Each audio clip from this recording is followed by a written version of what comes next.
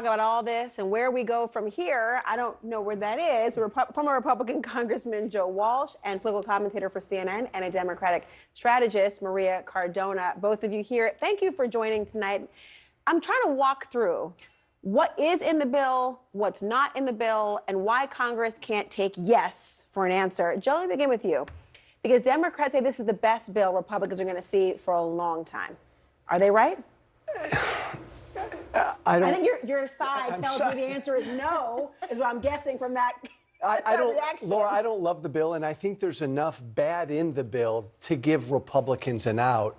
And you combine that with the fact that they don't trust this president on this issue. We may disagree. I think there's good reason for that. I think a lot of what Biden's done the last 3 years has created this crisis. But what's the bad? Tell me what is the bad part so we understand. It would codify into law that 1.8 million people can enter this country illegally.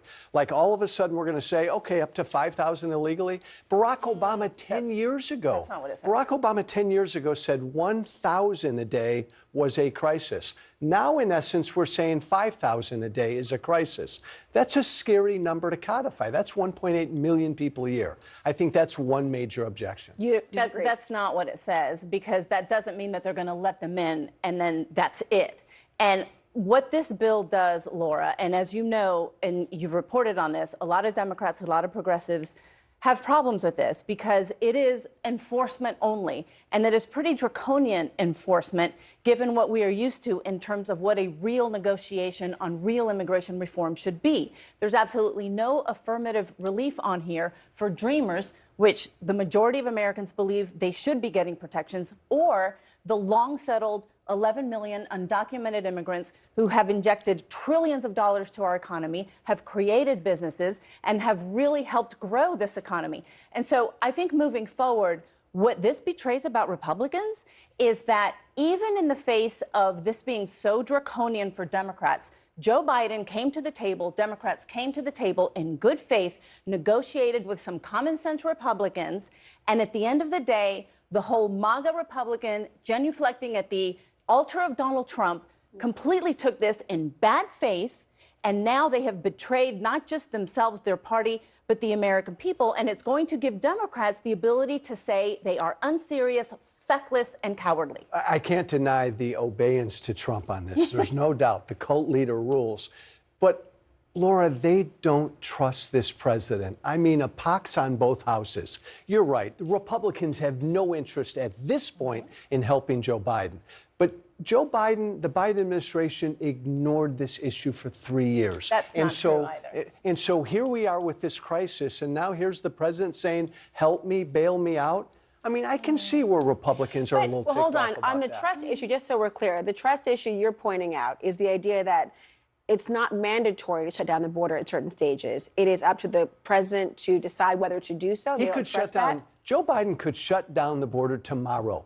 The United States is not required to accept people who come here for asylum. It's a discretionary clemency. Biden on his own, so much of what's in this bill, he could do. I actually think maybe Donald Trump tried, and the Supreme Court said you're not allowed to do that on your own. I think politically the best thing Joe Biden could do is enforce current law, enforce all this stuff, turn to the Republicans, say, get lost, give me an up or down vote on Ukraine. I mean, I think politically that would be wonderful for Biden. But here's the problem with what you're saying about Republicans not trusting the president.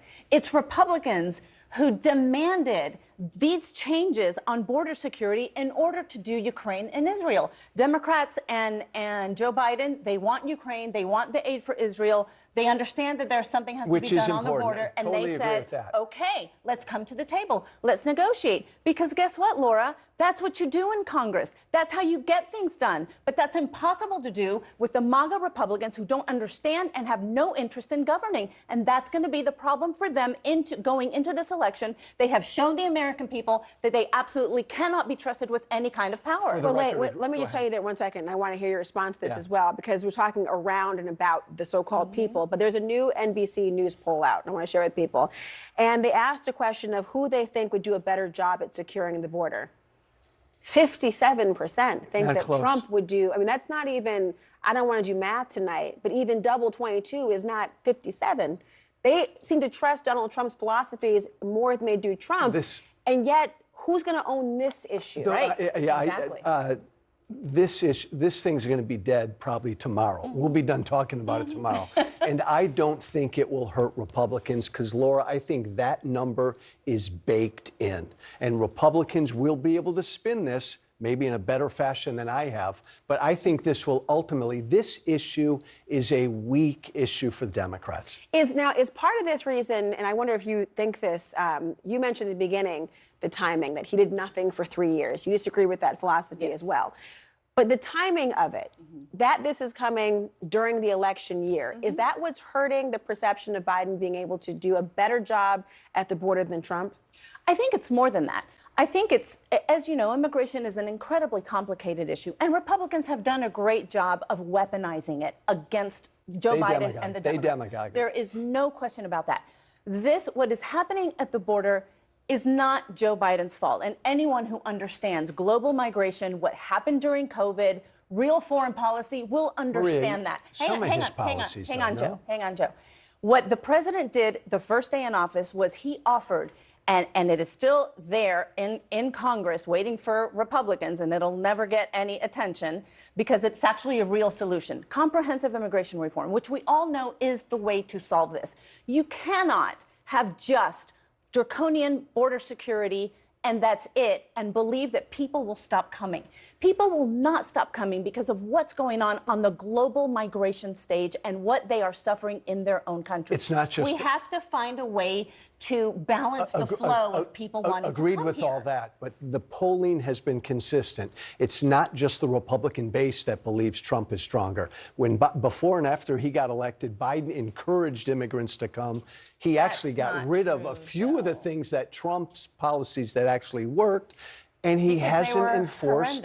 But he hasn't enforced laws as he should have. I think the problem is that I don't believe Joe Biden or Democrats have leaned into immigration as much as they should, because they are the ones who believe in a balanced approach. And a balanced approach is what the majority of Americans actually do agree with. That is what would fix it. Look, Maria, on that point, talk about the balanced approach. This is important. Yes.